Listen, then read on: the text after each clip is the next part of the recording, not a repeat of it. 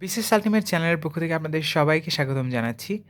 আজকে আমরা যে বিষয়টা নিয়ে আলোচনা করব সেটা হচ্ছে বাংলা ভাষা ও সাহিত্য। আপনারা নিশ্চয়ই জানেন যে পিএসসির আন্ডারে বিসিএস পরীক্ষায় প্রাচীন এবং মধ্যযুগ থেকে বাংলা সাহিত্যের প্রাচীন এবং মধ্যযুগ থেকে ৫ নাম্বার বরাদ্দ করা থাকে এবং যেহেতু বাংলার প্রাচীন যুগের নিদর্শন হিসেবে একমাত্র চর্যাপদই বর্তমান রয়েছে, অর্থাৎ চর্যাপদ ব্যতীত প্রাচীন যুগে অন্য কোনো গ্রন্থ তেমন উল্লেখযোগ্য নেই। সেহেতু চর্যাপদ থেকে কিন্তু প্রত্যেক বছরই বিসিএস পরীক্ষায় প্রশ্ন এসে থাকে এবং চর্যাপদ থেকে অনেক ইন্টারেস্টিং প্রশ্নও কিন্তু এসে থাকে। ঠিক আছে? তো চলুন আমরা আজকে চর্যাপদ সম্পর্কে জেনে নিই। চর্যাপদের আবিষ্কার নিয়ে অত্যন্ত মজার একটি ঘটনা রয়েছে। আপনারা নিশ্চয়ই অনেকে এই ঘটনাটি অলরেডি জানেন। আজ থেকে প্রায় ১১৩ বছর আগে মহামহোপাধ্যায় হরপ্রসাদ শাস্ত্রী নেপালের রাজ গ্রন্থাগার থেকে, অর্থাৎ নেপালের রয়্যাল লাইব্রেরি থেকে একটি পুঁথি উদ্ধার করেন। অত্যন্ত প্রাচীন সেই পুঁথির ভিতরে তিনি দেখতে পান যে এই নিদর্শনটি রয়েছে, যেটার সাথে বাংলা ভাষার অত্যন্ত গভীর সম্পর্ক রয়েছে। অর্থাৎ সেই পুঁথির যে ভাষা, তার সাথে বাংলা ভাষার যে লিপি বা বাংলা ভাষার যে লেখার কৌশল, সেটার মিল দেখতে পেয়ে তিনি বুঝতে পারেন যে এই যে রচনাটি, সেটির সাথে বাংলা ভাষার নিশ্চয়ই একটি কোনো সম্পর্ক রয়েছে। তারপর এটাকে খুব গভীরভাবে তিনি স্টাডি করে বুঝতে পারেন যে এই যে রচনাটি রয়েছে এটি অন্তত ১,০০০ বছর পুরনো এবং এটি হচ্ছে বাংলা সাহিত্যের সবচেয়ে প্রাচীন নিদর্শন। তবে বাংলা সাহিত্যের প্রাচীন নিদর্শন বলা হলেও এটিকে হিন্দি, এমনকি ওড়িয়া ভাষারও প্রাচীনতম নিদর্শন হিসেবে বিবেচনা করা হয় এই চর্যাপদকে। তবে চর্যাপদের সাথে যে বাংলা ভাষার অত্যন্ত গভীর মিল রয়েছে, এই বিষয়ে কিন্তু কোনো সন্দেহ নেই। ঠিক আছে? ডক্টর মোহাম্মদ শহীদুল্লাহর মতে চর্যাপদ নামক যে গ্রন্থটি, এটি রচিত হয় ৬৫০ সালের দিকে, অর্থাৎ আজ থেকে প্রায় ১৪০০ বছর আগে। ঠিক আছে? এই চর্যাপদ নামক এই যে গ্রন্থটি রয়েছে, এটি রচনা করা হয়। এটার পিছনে কিন্তু অনেকগুলো যুক্তি রয়েছে। আপনারা নিশ্চয়ই জানেন যে আম আমাদের এই উপমহাদেশে ইসলাম ধর্ম প্রচারের আগে অধিকাংশ অধিবাসী যারা ছিল, তারা কিন্তু ছিল মূলত বৌদ্ধ এবং হিন্দু ধর্মাবলম্বী। ঠিক আছে? এবং এই যে বৌদ্ধ ধর্মাবলম্বী, সেই সময়কার বৌদ্ধ ধর্মাবলম্বী শাসকদের ভেতরে আপনারা নিশ্চয়ই জানেন যে ধর্মপাল, গোপাল, ঠিক আছে? পাল রাজারা কিন্তু সেই সময় সমগ্র ভারতবর্ষ কিন্তু শাসন করতেন। অন্তত বাংলাদেশ কিন্তু শাসন করতেন কারা? পাল রাজারা। তাই না? তো এই পাল রাজারা কিন্তু বৌদ্ধ ধর্মাবলম্বী ছিলেন।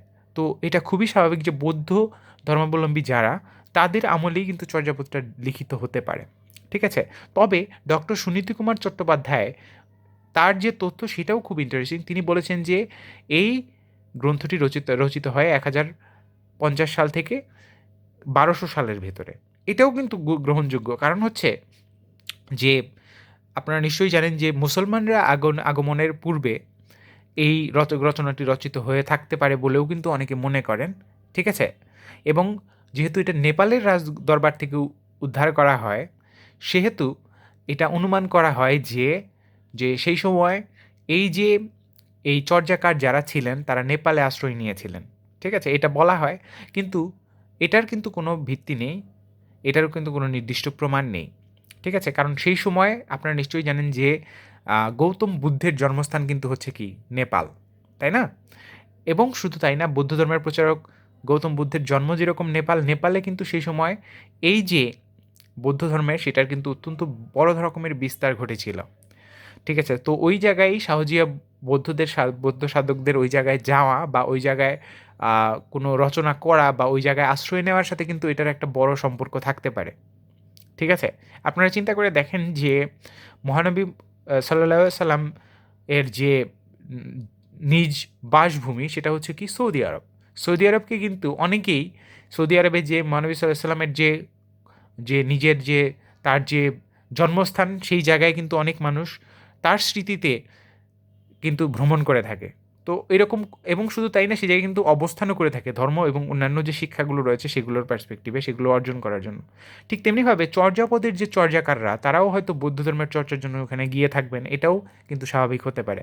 আমরা এই জায়গায় আমাদের বিক্রমপুরের, অর্থাৎ মুন্সিগঞ্জের একজন বিখ্যাত পণ্ডিত অতীশ দীপঙ্করের কথা বলতে পারি। তিনিও কিন্তু নেপাল এবং তিব্বতে গিয়ে কিন্তু তিনি তার যে ধর্মশিক্ষা সেটা কিন্তু তিনি অর্জন করেছিলেন, এবং তিনি এই সমগ্র যে এশিয়া মহাদেশ এই জায়গার একজন অত্যন্ত গুণী পণ্ডিতে পরিণত হয়েছিলেন বৌদ্ধ ধর্মের উপরে, কারণ সেই সময় কিন্তু বৌদ্ধ ধর্মের প্রচলন ছিল।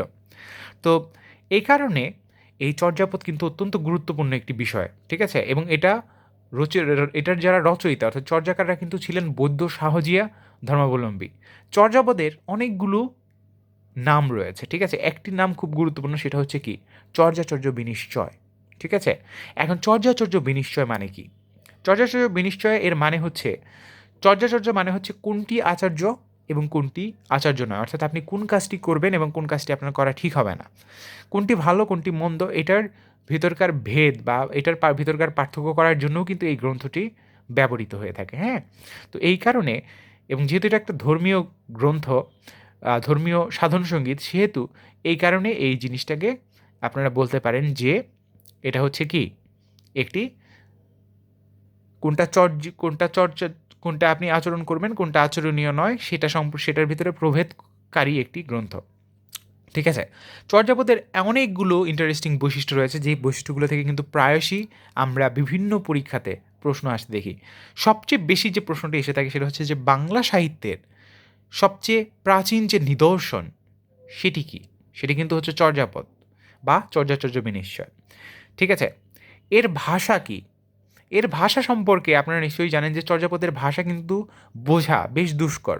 আপনি যদি চর্যাপদের একটি পদ পড়েন তাহলে এর ভাষাকে আপনি সঠিকভাবে বুঝতে পারবেন না, ঠিক আছে?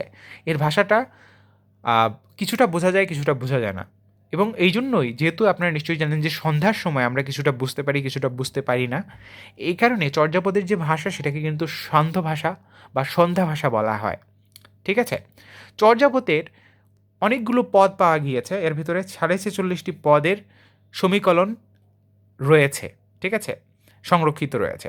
কিন্তু অনেক সময় অনেকেই যেটা মনে করে থাকেন যে আপনারা নিশ্চয়ই জানেন যে চর্যাপদ যেহেতু প্রাচীন যুগের অত্যন্ত গুরুত্বপূর্ণ একটি নিদর্শন, এই পুঁথিটি কিন্তু ছেঁড়া অবস্থায় পাওয়া গিয়েছে। অনেকগুলো পদ কিন্তু মনে হয় যে কেউ নিয়ে গিয়েছে। তো এটা বুঝতেই পারছেন অত্যন্ত মূল্যবান একটি গ্রন্থ হওয়ার কারণে এই গ্রন্থ থেকে কিন্তু তারা প্রাচীন যুগের সেই নিদর্শন কিন্তু অনেকে চুরি করে নিয়ে গিয়েছে বলেও ধারণা করা হয়, ঠিক আছে? এটা খুবই স্বাভাবিক যে ইংরেজ বা অন্য কোনো স্বার্থান্বেষী গোষ্ঠী এই গ্রন্থ থেকে গুরুত্বপূর্ণ তথ্য চুরি করে নিয়ে গিয়েছে, ঠিক আছে? তো চর্যাপদের যে কবিরাজ রয়েছেন তাদের নিয়ে আমরা চলুন একটু আলোচনা করে ফেলি। চর্যাপদের কবিদের ভিতরে আপনারা নিশ্চয়ই জানেন যে কয়েকজন তাদের চর্যাপদের যে কবি তাদের নাম নিয়ে আমরা একটু চলুন আলোচনা করে ফেলি। চর্যাপদের কবিদের ভিতরে শীর্ষস্থানে যারা রয়েছেন তাদের ভিতরে রয়েছেন লুইপা, কুক্কুরিপা, বিরুআপা, ভুসুকুপা, কান্নপা, কামলিপা, ডম্বিপা, শান্তিপা, বিনাপা, সরহপা, সবরপা, আজদেবপা, দারিয়পা, ঠিক আছে? ভাদেপা, কঙ্কনপা, ধামপা। তাছাড়া আপনারা জানেন যে জয়নন্দীপা, তারকপা নামেও, টেন্ডনপা নামেও কিন্তু কি রয়েছেন? চর্যাকার রয়েছেন, ঠিক আছে? এই চর্যাকারদের যে নাম সেগুলো সম্পর্কে আপনাদের খুব সুন্দরভাবে জানতে হবে। এখন এই চর্যাকারদের ভেতরে সবচেয়ে বেশি পদ রচনা করেছেন কে জানেন? কান্নপা। কিন্তু চর্যাপদের যে প্রথম পদ, চর্যাপদের আদি কবি যাকে বলা হয় তিনি কিন্তু হচ্ছেন এই লুইপা। দেখুন লুইপার একটি ছবি এই জায়গায় কাল্পনিক একটি ছবি দেওয়া আছে, এটা হচ্ছে লুইপার ছবি, ঠিক আছে? তারপর চর্যাপদে একজন মাত্র কবি রয়েছেন যিনি নিজেকে বাঙালি রূপে পরিচয় দিয়েছেন, তার নাম হচ্ছে ভুসুকুপা, ঠিক আছে? এবং তিনি কিন্তু দ্বিতীয় সর্বাধিক পদ রচয়িতা। সবচেয়ে বেশি পদ রচনা করেছেন কে জানেন? কান্নপা, ঠিক আছে? এবং চর্যাপদে একজন মাত্র কবি রয়েছে যাকে মহিলা বলা হয়, তিনি হচ্ছেন কে? কুক্কুরিপা, ঠিক আছে? এই যে এখানে দেখুন চর্যাপদের ছবি দেওয়া রয়েছে, এগুলো হচ্ছে সেই প্রাচীন ভাষার লিপি। তো চর্যাপদ নিয়ে আমরা আরও বেশ কয়েকটা তথ্য, আমাদের যে তথ্যগুলো জানা খুবই প্রয়োজন সেটা হচ্ছে যে এই চর্যাপদ বাংলা সাহিত্যের যেরকম প্রাচীন নিদর্শন, এই চর্যাপদের সাথে মহামহোপাধ্যায় হরপ্রসাদ শাস্ত্রী আরও বেশ কয়েকটি গ্রন্থ উদ্ধার করেন সেই জায়গা থেকে। সেগুলোর ভিতরে ছিল কি ডাকানগ এবং দোহাকোষ, ঠিক আছে? এই দুটি গ্রন্থ কিন্তু তিনি উদ্ধার করেন, এবং এই চর্যাপদের যে বিভিন্ন পদ, ঠিক আছে, এই পদগুলো থেকেও কিন্তু বিভিন্ন প্রশ্ন এসে থাকে। আপনারা চর্যাপদ সংক্রান্ত একটি বই সংগ্রহ করার চেষ্টা করবেন। একটি বই রয়েছে চর্যা গীতিকা, ওই বইটাও আপনারা সংগ্রহ করতে পারেন। অথবা সবচেয়ে বেস্ট হয় যেটা, সেটা হচ্ছে যে চর্যাপদের উপরে একটি অ্যাপ রয়েছে, হ্যাঁ? আপনারা যদি ওই অ্যাপটি ডাউনলোড করে নেন তাহলে মোটামুটিভাবে চর্যাপদ সংক্রান্ত যে প্রশ্নগুলো রয়েছে সেগুলোর অ্যান্সার আপনারা ওই জায়গায় পেয়ে যাবেন। ঠিক আছে? এবং চর্যাপদের এই যে বিভিন্ন চর্যা কার্যের যে নাম, এগুলো কিন্তু রয়েছে। এগুলো থেকে কিন্তু প্রশ্ন এসে থাকে।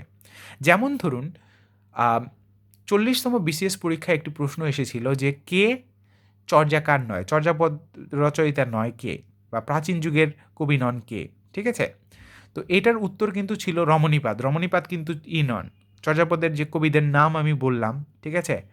তাদের ভিতর কিন্তু রমণীপাদ নামে কেউ নাই। তো এইজন্য আপনাকে কিন্তু বুঝতে হবে। আর চর্যাপদের কবিদের ভিতরে একজন মাত্র কবি, তিনি নিজেকে কিন্তু বাঙালি বলে দাবি করেছেন। তিনি কে বলুন তো? ভূসুকুপা। আর চর্যাপদের ভিতরে একজন কবিকেই মহিলা বলে অনুমান করা হয়, তিনি কে? কুক্কুরিপা। ঠিক আছে? তো আশা করি আপনারা ব্যাপারটা বুঝতে পেরেছেন। আর চর্যাপদের পরে মধ্যযুগের অন্যান্য নিদর্শনগুলোর ভিতরে রয়েছে, আপনারা নিশ্চয়ই জানেন যে বিভিন্ন মঙ্গল কাব্য রয়েছে। ঠিক আছে? তারপরে শ্রীকৃষ্ণ কীর্তন রয়েছে। মঙ্গল কাব্যগুলো অত্যন্ত গুরুত্বপূর্ণ। আপনারা মঙ্গল কাব্যগুলো স্টাডি করার চেষ্টা করবেন। আমরা এই বিষয়গুলো নিয়ে, অর্থাৎ প্রাচীন এবং মধ্যযুগের বিষয় থেকে যেহেতু 5 নাম্বার বরাদ্দ এবং এগুলো যেহেতু অপেক্ষাকৃতভাবে কম তথ্যবহুল, এগুলো নিয়ে আমরা আরও ভিডিও তৈরি করব। আমাদের চ্যানেলটিকে অবশ্যই সাবস্ক্রাইব করবেন, বেল আইকনটি ক্লিক করে রাখবেন যাতে আপনি ভিডিও মিস না করেন। আর অবশ্যই প্রাচীন এবং মধ্যযুগের যে বিষয়গুলো রয়েছে এগুলোকে সুন্দরভাবে নোট করে নেবেন। আপনাদের যে ডাইজেস্ট বই রয়েছে, আপনাদের যদি কোনো ডাইজেস্ট বই থেকে থাকে সেই জায়গায়ও আপনারা এই চর্যাপদ সংক্রান্ত তথ্যগুলো পাবেন। সবচেয়ে গুরুত্বপূর্ণ তথ্য যেগুলো বারবার আসে সেগুলো মার্ক করা থাকবে। ঠিক আছে? তো সেই ডাইজেস্ট বইটা একটু দাগিয়ে পড়লে আমি মনে করি যে চর্যাপদ সংক্রান্ত যে বিভিন্ন তথ্যগুলো আপনাদের প্রয়োজন, সেই তথ্যগুলো আপনারা পেয়ে যাবেন। আপনাদের সবাইকে ধন্যবাদ জানিয়ে আমাদের আজকের ভিডিও শেষ করছি। ধন্যবাদ সবাই।